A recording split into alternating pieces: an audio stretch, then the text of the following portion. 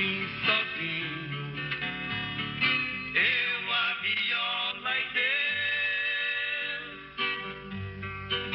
Vim parando assustado, espantado com as pedras do caminho. Cheguei bem cedinho, eu, a viola e Deus, esperando encontrar o amor. Ele era um idealista, no sentido sincero e bom, compreendeu? Agora foi vítima dos políticos. Um homem que tinha uma visão e tinha um ideal muito grande. Então a gente admirava de encontrar um homem com tanto ideal como ele tinha. Tanto amor ao Brasil, tanto amor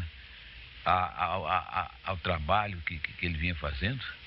Mas o Juscelino me disse, num almoço, que te conhecia Bernardo. Que quando era em Belo Horizonte, Bernardo, quando chegava, as moças todas só olhavam para Bernardo. E ele, Juscelino, que era o pé de valsa, né? Isso eu não sei se você estava brincando comigo.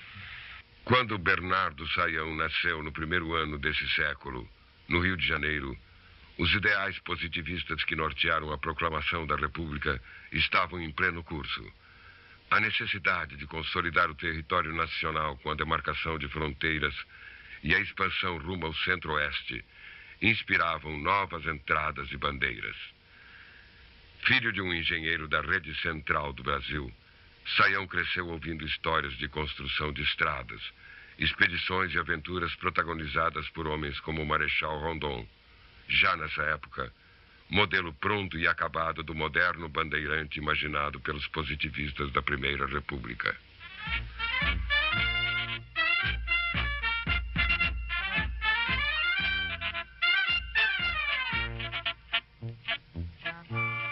Quando se formou em agronomia e entrou para o Ministério da Agricultura, Sayão aceitou de bom grado a missão de implantar a Colônia Agrícola Nacional de Goiás, a CANG, projeto de reforma agrária criado em 1940 por Getúlio Vargas para ocupar o Planalto Central.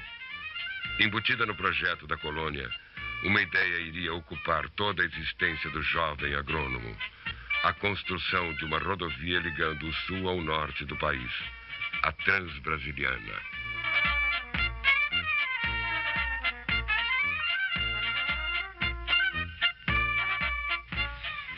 Nós estamos na beira do Rio das Almas e ele, então, atravessou o rio.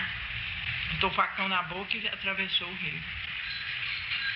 E o Rio das Almas era misterioso, sabe?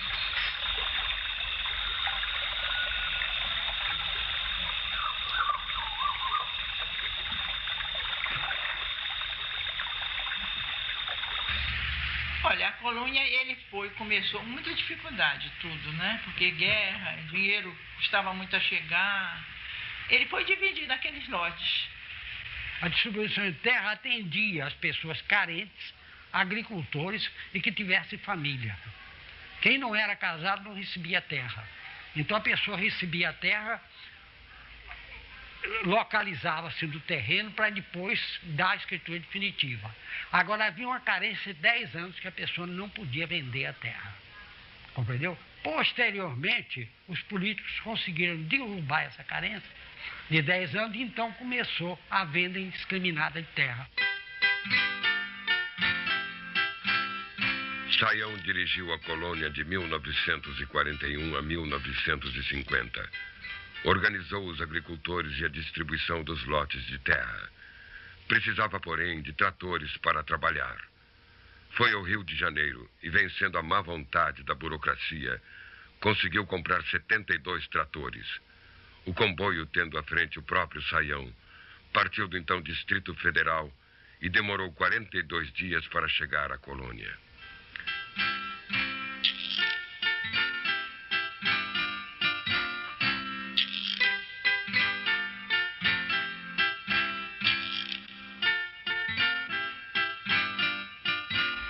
Ele ficou machucado na colônia agrícola, que teve que dar batata inglesa para porco, porque não tinha como escoar essa produção.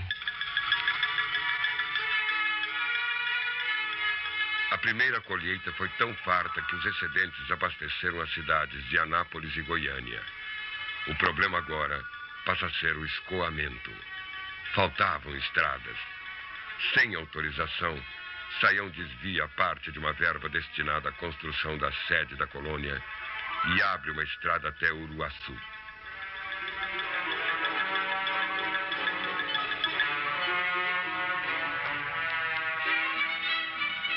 O Saião saiu daqui por uma denúncia. Ele foi demitido da colônia.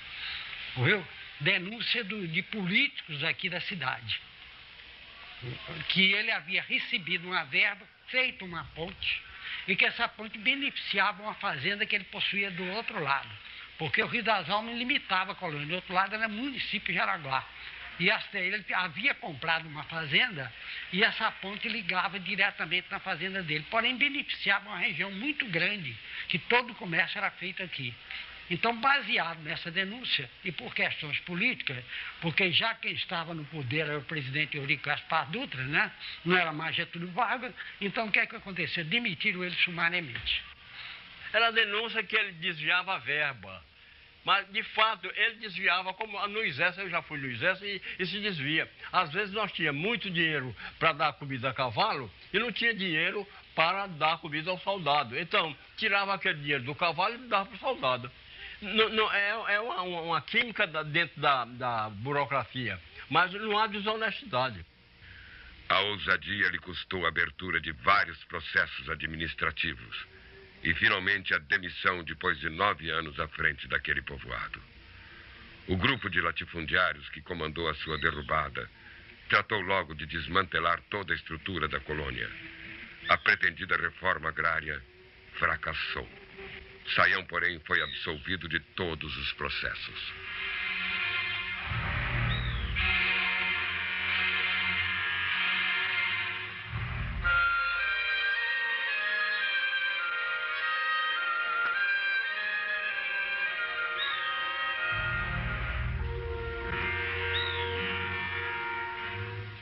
Ele teve que sair, eu também saí. Eu fui para o DNR, também indicado por ele. Fui trabalhar no DNR como chefe de distrito lá no Rio. Aí a equipe lá de Anápolis, por exemplo, os PINA, o PSP, essa turma toda, e PTB, resolveram fazer uma homenagem trazendo para ser vice-governador em Goiás. Porque o governador ele não queria ser. Aí aceitou ser vice-governador, com o Juca Ludovico. PSD, PTB e PSP, né? Então fez essa coligação, ele foi eleito. Quando foi eleito vice-governador de Goiás em 1955, Saião já era um mito. Suas façanhas anteriores já faziam parte do fabulário de Goiás. Tendo o Departamento de Estradas e Rodagem do Estado à sua disposição, recomeça a construção da estrada a partir de Uruaçu. Seu plano agora era atingir Belém, com uma integração entre rodovia, hidrovia e ferrovia.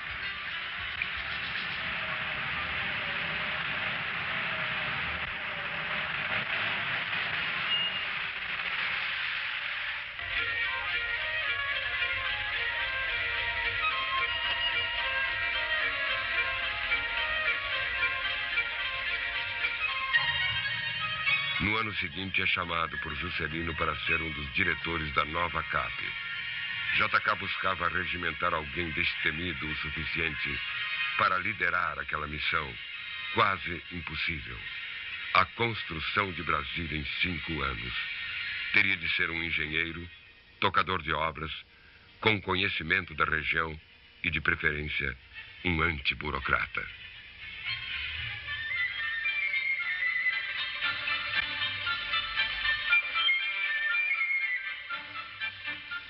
Aprovado o plano piloto da nova cidade e organizada a empresa para executá-lo, o urbanista Lúcio Costa e o arquiteto Oscar Niemeyer passaram a movimentar-se por entre pranchetas, detalhando os projetos das obras urbanas e arquitetônicas.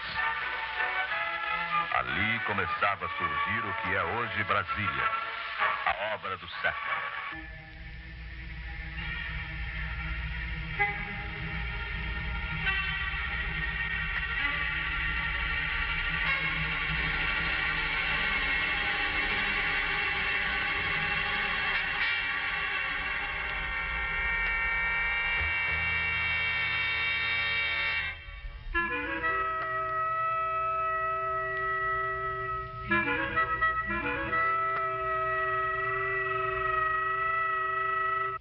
Aí quando começou o capital, ele falou assim, bom, agora chegou a vez de nós tirar a forra dessa história.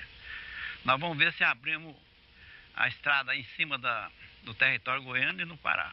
Você topa? Topamos. Aí combinamos e foi apresentar para o JK as ideias.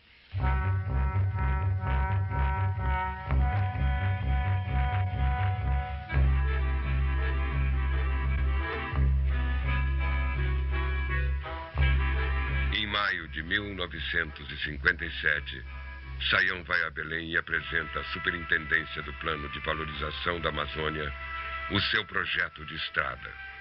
Encontra resistência. A burguesia bombardeia o projeto em jornais e rádios, argumentando que a abertura da estrada trairia a Belém nordestinos miseráveis. Belém era, pelo seu isolamento, a mais europeia das capitais brasileiras. Comércio, arte e moda, tudo vinha de Paris. Sayão não agradou à elite paraense, mas convenceu o presidente. Juscelino cria então a Rodobras para gerenciar a obra e nomeia Sayão supervisor geral. Ela veio como um erro, uma estimativa de autoridades superiores da República em relação ao perigo de internacionalização da região. E a Belém-Brasília foi um erro. Tanto é que o próprio DNER não aceitou assumir o comando da sua abertura. Lógico que fez o contato físico com o restante do Brasil, mas o restante do Brasil não está sabendo aproveitar este contato. De um lado ou do outro da Belém-Brasília, a floresta se perde na linha do horizonte. Não existe mais.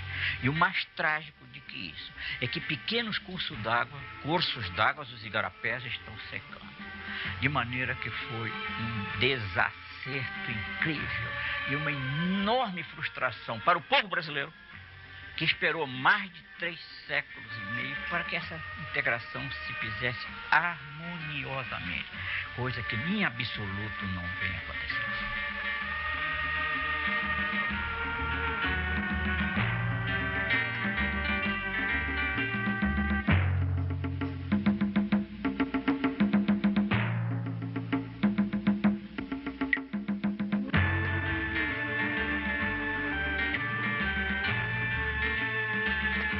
Adorava bicho e as árvores. Ele tinha um carinho todo especial por essa parte. E agora eu acredito que Goiás naquela época era tanto mato, tanto bicho, que não tinha hoje essa... Que todo lugar que você ia, você encontrava muito bicho. Aqui em Brasília, onde é o Jardim Isolado, nós encontrávamos um bando de 30, 40 emas. A gente ia tomar banho todo dia ali, à tarde, né? Adorava, tinha um poço, né? E a gente encontrava as emas ali todo dia. Esse viadinho do campo, aquele do rabinho branco, eram os montes, né? Então, aquilo era uma convivência. As cobras que ele mandava para o Butantã, ele sempre que tinha oportunidade, ele mandava também, e pegava muito, né?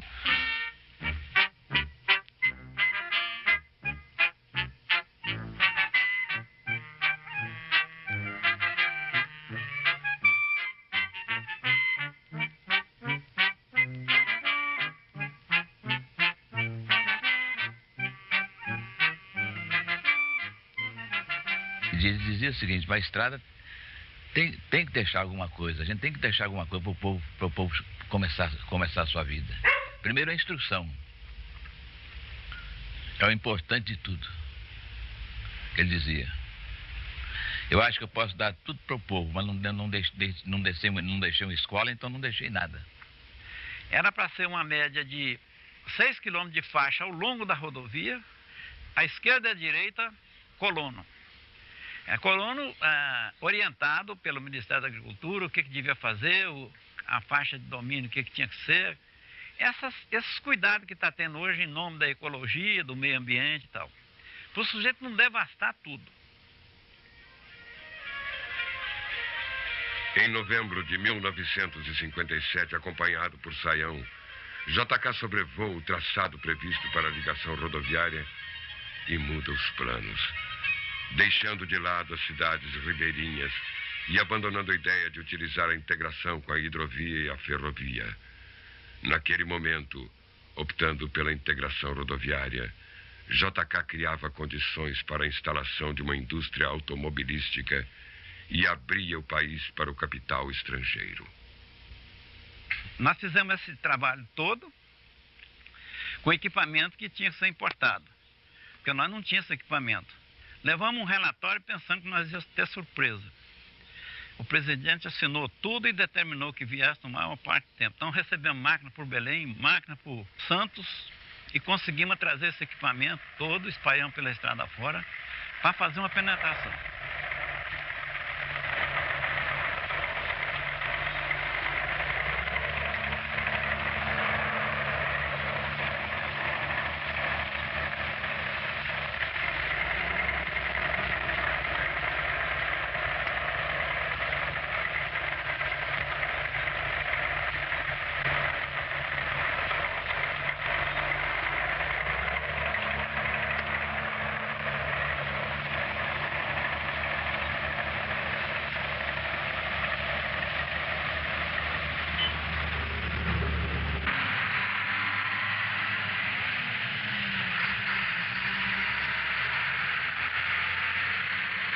É a famosa Estrada das Onças do Jânio Quadros, né? E foram criando cidades e reavivando cidades que estavam mortas. Como, por exemplo, São Francisco, ali, Jaraguá. Jaraguá é uma cidade morta. Criou Alma, criou Rialma ali. Ele criou diversas cidades que foram criadas com incentivo de Saião. Santana, Uruaçu, Porangatu, chamava Descoberta. Eram todas cidades abandonadas. E se não fosse Belém e Brasília, estariam estagnadas do mesmo jeito.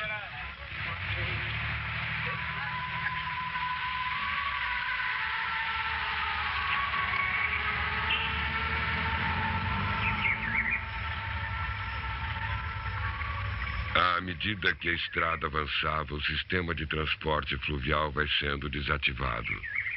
Cidades ribeirinhas, nascidas às margens dos rios Tocantins e Araguaia, esvaziam e desaparecem. Novos povoados, entretanto, começam a surgir no rastro da rodovia. Em pouco tempo seriam mais de 500.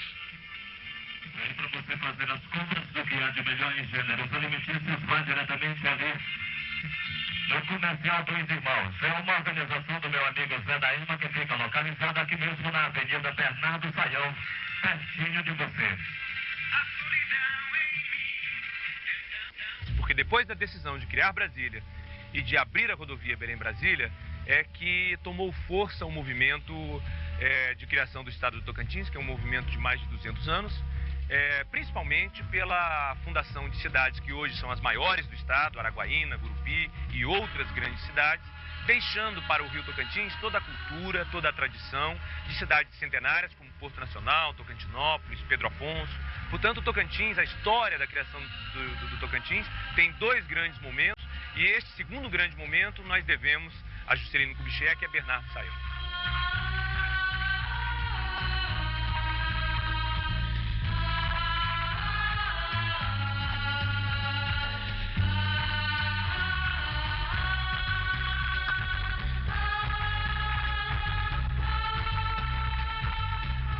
Então perguntou o Saião que tempo ele ia gastar para ligar Brasília a Belém do Pará. Doutor Saião disse 2 anos. Juscelino ficou admirado 2 anos. E ele ligou em menos de 2 anos. No início de 1959, apenas 30 quilômetros separavam as duas frentes de trabalho.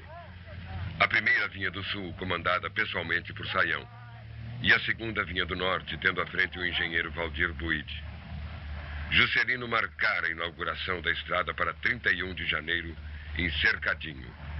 Ali, o grupo de Saião abriu uma clareira que serviria como campo de pouso para receber a comitiva do presidente.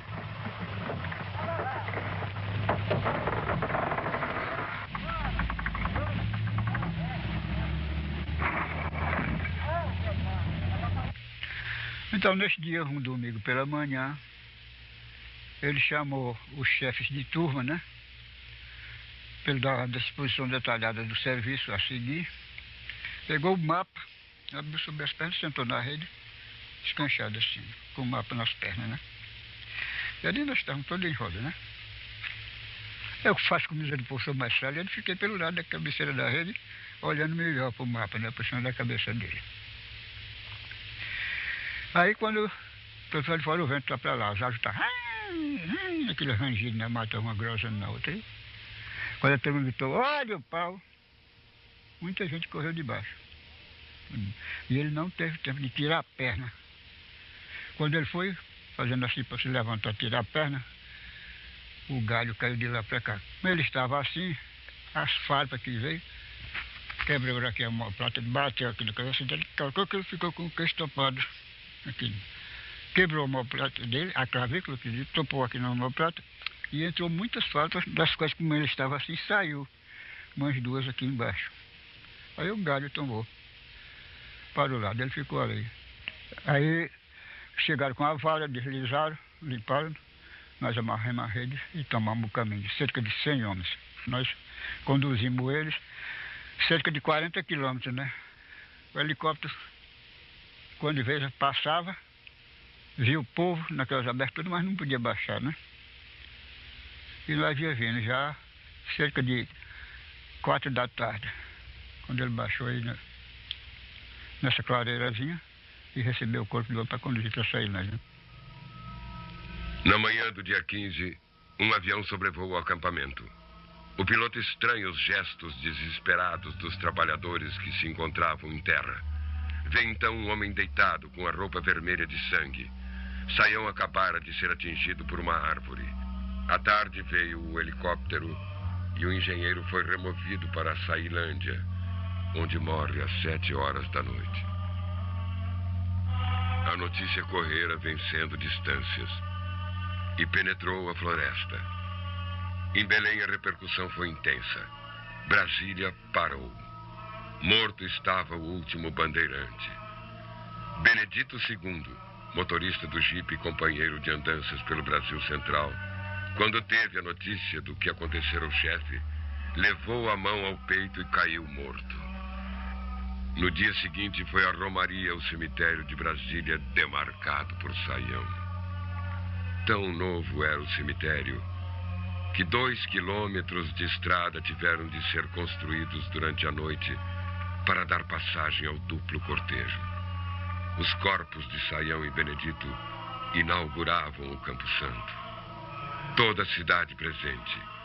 Nada semelhante jamais ocorreria no Distrito Federal.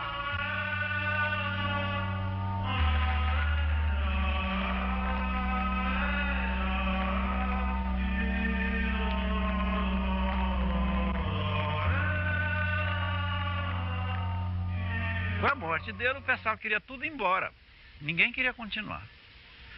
Aí foi a hora que a gente usou de certo argumento, ou por intuição, ou por dedicação. Falei, não, nós vamos fazer a vontade dele. Vocês sabem, ninguém de vocês é mais ligado com ele do que eu. E a vontade dele é ligar a estrada. E ele não vai ficar satisfeito com a estrada sem ligar. Aí um chorou, outro falou que não ia, outros queriam ir embora. Falei, o avião está aí para quem quiser ir, porque lá só saía de avião. Aí, quando eu falei que levava todo mundo que quisesse ir embora, quem não quisesse ficasse lá. Aí a maioria aceitou e nós... Aí que foi mais, aí foi um esforço muito maior para cumprir o que ele tinha falado. 15 dias após a morte de Saião, as duas frentes de trabalho se encontraram, realizando a tão esperada integração nacional. A rodovia Belém-Brasília não consolidou o projeto de colonização e reforma agrária imaginado por Saião.